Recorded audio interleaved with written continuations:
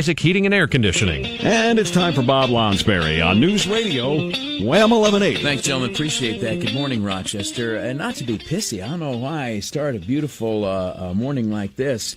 A beautiful morning like this. It's friggin' gray out there, okay? And it's not even Monday. You think it's Monday. It's not Monday. It's because the government's been screwing with our head. So just try to keep your head down, go forward, make do the best you can. But I just wake up, for whatever reason, in a hacked off mood. And every little thing along the way thus far seems to just build upon that aggravation. Like this simple, innocent thing. They want to have motorized scooters, right? Some hippie companies, we're going to have this, and you ride on the thing. It's got electric, and you go down the street, and somehow that becomes some massive issue that both the government and a bunch of do-gooder groups have to be involved in, right? It's New York State, and so you can't do anything you want as a person or as a business without getting the approval of government and without facing the opposition of people who don't have a damn thing to do with it. Right?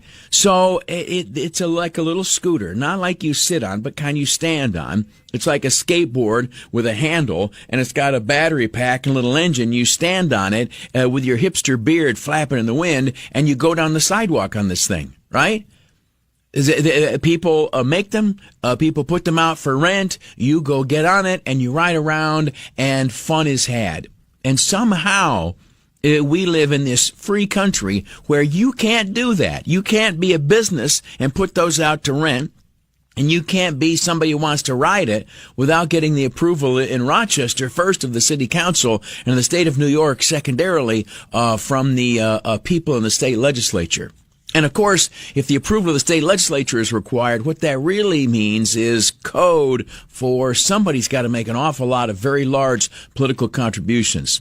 After all the folks up there, I don't want to say bribed, but, political palms get greased, and then there'll be legislation. And then after you somehow have kissed just the right amount of government behind so that people can put out stupid little electric scooters, now you got these folks sitting up there saying, well, this isn't safe and it shouldn't be allowed. It must be regulated this fashion, and you can hit your head, whatever else like that. It's like your mother, only you withdraw the parts about your mother actually loves you, and every now and again she can throw together a good casserole, and it's just the bitchy part of your mother telling you how to live your life. And these are folks with nonprofit status who just go on and on about this stuff, right?